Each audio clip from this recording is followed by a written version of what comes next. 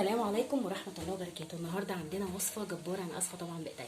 دي النهارده معانا ديك رومي زي ما انتم شايفين اهو. ادي كده قربي كده اهو.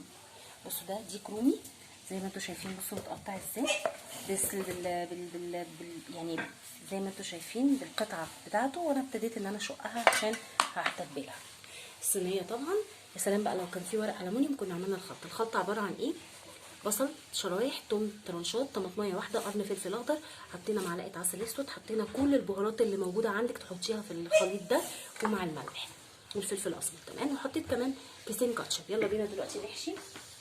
بسم الله الرحمن الرحيم. بصوا بقى طريقه الحشو، ركزوا معايا كويس جدا. هنحشيها ان انا هدخل ايه يعني بصوا انا في كل شريحه كده زي ايه. بصوا شايفين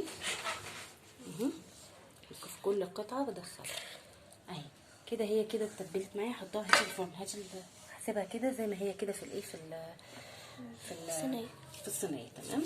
بصوا هنا برضو اقوم حاطه كده اهو. اكمل. بصوا شايفين اكمل من هنا اهو كده اهو.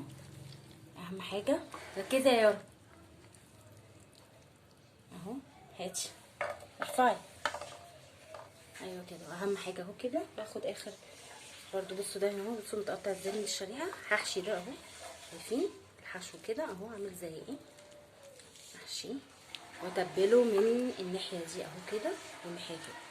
ده ديك رومي على فكره، عايزه اقول لكم انه رهيب. حطيت التلاته اهو كده مع بعض. انزل عليهم بباقي الخلطه. هسيبهم في الفرن لدرجه حراره 180 في الرف الوسط.